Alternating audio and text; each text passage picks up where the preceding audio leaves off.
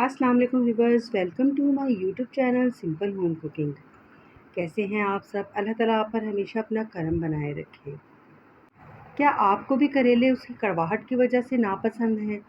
तो आज के बाद आपको करेले नापसंद नहीं बल्कि बहुत पसंद आने वाले हैं, क्योंकि मैं आपके लिए लाई हूँ ऐसी रेसिपी कि जिससे करेले बिल्कुल भी कड़वे नहीं बनेंगे, बल्कि ये करेले हैं या कोई और मज़ेदार डिश, हर कोई आपसे यही पूछेगा। तो फिर आपने उसे मेरी ये रेसिपी शेयर करनी है। यकीन कीजिए ये इतने मज़े के करेले बनेंगे कि आपसे लोग बार-बार फ़रमाइश करके बनवाएँगे। ना सिर्फ़ आपके फ्रेंड्स, आपकी फैमिली बल्कि हर कोई आपसे ये पूछेगा कि इतनी मज़े की रेसिपी आपने कहाँ से ली है? मैं पूरे यकीन के साथ कहती हूँ, क्योंकि ये मेरी सिग्नेचर रेसिपी है। बहुत ही मज़ेदार ये दाल भरे करेले बनते हैं, बहुत यम्मी बनते हैं। आपने वीडियो को एंड तक देखना है, कहीं से भी स्किप मत कीजिएगा। मैं आपको ऐसी टिप्स और ट्रिक्स बताऊँगी कि जिससे आपके करेले बिल्कुल भी कड़वे नहीं बनेंगे। बहुत ही मज़ेदार ये दाल भरे करेले बनेंगे और बहुत ही यम्मी। इसका मसाला बहुत ही मज़े का मैं बनाऊँगी। तो मैं बना रही हूँ 1.5 किलो करेले और आधा किलो चने की दाल। आप अपनी फैमिली के हिसाब से क्वांटिटी को कम या ज़्यादा कर सकते हैं। तो बिस्मिल्लाहिर्रहमानिर्रहीम, रेसिपी का आगाज़ करते हैं। इसके लिए यहाँ पर आधा किलो दाल है मेरे पास, इसे मैंने भिगो दिया है तकरीबन 1 घंटे के लिए। करेले हैं, करेलों को मैंने छील लिया है, इनका छिलका अच्छी तरह उतार लिया है और बीच में से कट लगाकर इनके बीज भी निकाल लिए हैं। ये देखिए इस तरीके से हमने अच्छी तरह से बीज निकाल लेने हैं, साफ़ कर लेना है और नमक लगा देना है तकरीबन 2 टेबलस्पून। नमक लगा के आपने इन्हें रख देना है। अच्छा, कुछ लोग धूप में रख देते हैं, मैंने कभी ज़िंदगी में करेलों को नमक लगाकर धूप में नहीं रखा। करेले इस तरीके से ही सही बनेंगे। अगर आपका तरीका सही होगा, आप रेसिपी को बिल्कुल अच्छे तरीके से फ़ॉलो करेंगे, तो कभी भी मैं गारंटी के साथ कह सकती हूँ कि आपके करेले कड़वे नहीं बनेंगे। इसी तरह घंटे या 2 घंटे के लिए भी आप करेलों को नमक लगा के रख दीजिए। दाल हमारी भीग चुकी है, तो इसे मैं रख दूँगी चूल्हे पर। इसमें भी तकरीबन 1 टेबलस्पून नमक हम शामिल करेंगे और दाल को बॉयल कर लेंगे। और ये बात याद रखिएगा, दाल को हमने उबालने के बाद हलवा नहीं करना है। इसे हमने इस तरह रखना है जैसे हम एक कनी चावल रखते हैं, इस तरीके से दाल गली हुई भी हो लेकिन घुली हुई ना हो। इसे मैंने ये देखिए छलनी में डाल लिया है ताकि अगर पानी में हम रखेंगे दाल को तो वो बिल्कुल और ज़्यादा सॉफ्ट हो जाएगी और ऑयल बहुत ज़्यादा जाएगा, इससे ये होगा। तो जो पानी बचा था वो थोड़ा-सा मैंने साइड पे रख लिया है, इसे हम थोड़ा-सा यूज़ करेंगे करेले बनाते हुए। तो करेलों को भी मैंने बहुत अच्छी तरीके से मल-मल के इनको मैंने धोया है, ताकि इनका अच्छी तरह कड़वापन निकल जाए और धोने के बाद मैंने इन्हें अच्छी तरह निचोड़ कर छलनी में डाल दिया है। तो 1.5 किलो करेलों में जाएँगे तकरीबन आधा किलो प्याज़ है, इन्हें मैंने इस तरह से कटिंग कर लिया है बारीक-बारीक सा, और 2 बड़े साइज़ के प्याज़ हैं, उन्हें मैंने अलग से चॉप किया है। अब 2 तरह से प्याज़ की कटिंग मैंने क्यों की है, ये तो आपको वीडियो देखने से ही पता चलेगा। तो आगे चलते हैं। आधा किलो टमाटर हैं, इन्हें भी मैंने बारीक-बारीक कटिंग कर लिया है। टमाटर का मैंने छिलका तकरीबन उतार दिया था। 8 से 10 हरी मिर्चें हैं, बारीक कटिंग की हैं हरी मिर्चें, और 2-4 हरी मिर्चें मैंने मोटी-मोटी कटिंग कर ली हैं। और यहाँ पर इमली का पल्प लेंगे हम, इसके लिए मैंने 1 टेबलस्पून इमली को भिगो दिया है पानी में। मसालों की तरफ आ जाते हैं। नमक जाएगा टेस्ट के हिसाब से, क्योंकि हमने दाल में भी नमक शामिल किया है और करेले भी नमक लगाकर ही हमने रखे थे। 2 टेबलस्पून कुटी लाल मिर्च यानी कि दड़ा मिर्च जाएगी। भुना कुटा धनिया जाएगा 2 टेबलस्पून, और यहाँ पर ज़ीरा और धनिये का पाउडर है 2 टेबलस्पून। ये मिक्स मैंने कर लिया था और मिक्स करके ही रखा हुआ है, तो ये 2 टेबलस्पून है ज़ीरा और धनिया का पाउडर। और अनारदाना का पाउडर जाएगा 1 टेबलस्पून। मेरे पास अनारदाना नहीं था, यही रखा हुआ था अनारदाना पाउडर, तो मैंने यही शामिल किया है। आप चाहें तो अनारदाना पाउडर भी शामिल कर लें या अनारदाना शामिल कर लें। हल्दी जाएगी, हल्दी यहाँ पर स्किप हो गई है, लेकिन मैं हल्दी शामिल करूँगी 1 टेबलस्पून। कढ़ाई में मैंने 1 टेबलस्पून ऑयल शामिल किया है और चॉप की हुई प्याज शामिल कर दी है।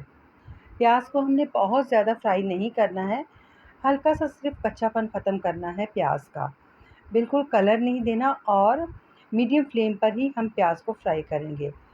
2 टेबलस्पून लहसुन अदरक का पेस्ट शामिल किया है मैंने, और उसे भी हम हल्का सा ही फ्राई करेंगे। बहुत ज़्यादा गोल्डन सा कलर हमने यहाँ पर इसको भी नहीं देना। टमाटर शामिल कर देंगे और टमाटर शामिल करने के बाद हम टमाटरों को पकाएंगे थोड़ी देर के लिए कि ये गल जाएं, और मुसलसल चलाते हुए पका लेंगे। और उसके बाद मैं थोड़ी देर के लिए इन्हें कवर करूँगी 2 से 3 मिनट के लिए, ताकि टमाटर जो है वो अच्छी तरह गल जाएं, और बहुत ज़्यादा ताकि मसाले में टमाटर नज़र ना आए। हरी मिर्चें भी मैंने आधी हरी मिर्चें इसमें शामिल कर दी हैं।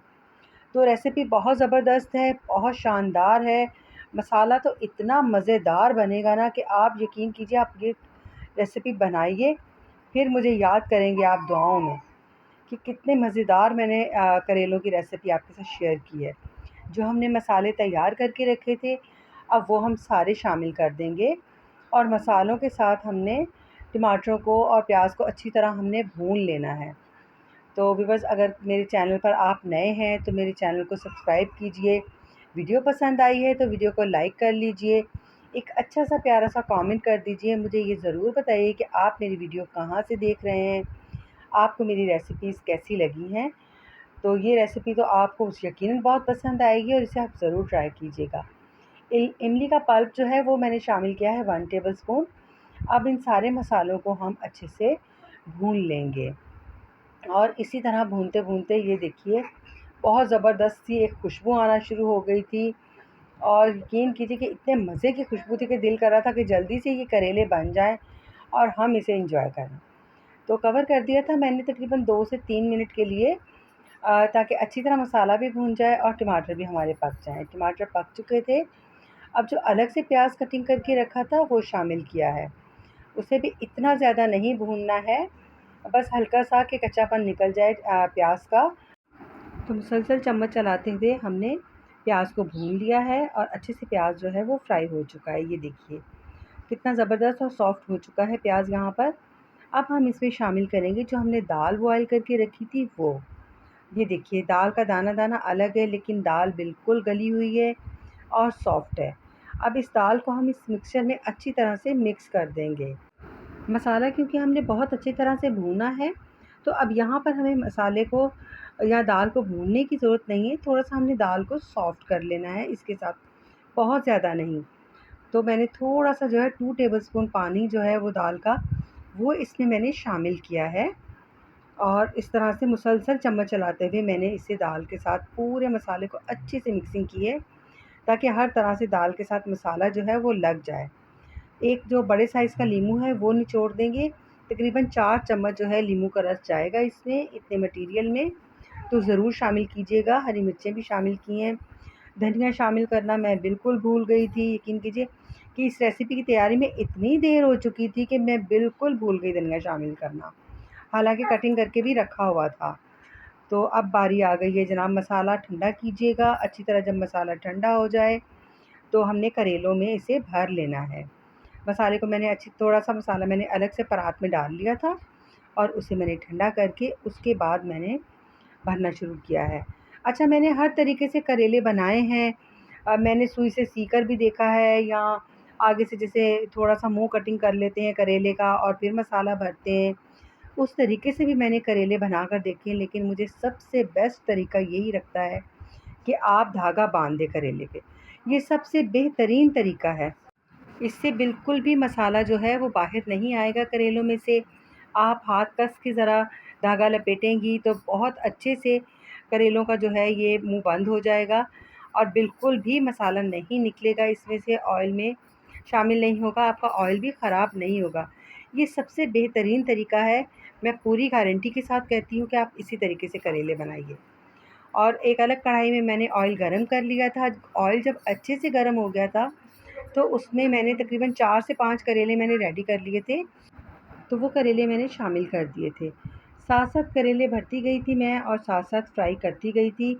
इस तरह से ये कि काम भी जल्दी हो जाता है, और करेले जो हैं वो भी ख़राब नहीं होते हैं। मसाला भी बाहर नहीं आता है। 2 करेले जो है वो कटिंग ज़रा ज़्यादा हो गई थी उनकी, तो वो मैंने फिर इस तरह से कटिंग करके शामिल कर दिए थे बीच में मसाले में। मैंने कहा इनका पता भी नहीं चलेगा और मज़े के भी हो जाएँगे करेले हमारे। तो ये देखिए ये जैसे-जैसे पक रहे थे। अच्छा, आँच का बहुत ख़्याल रखना है, ये बात बहुत ज़रूरी है।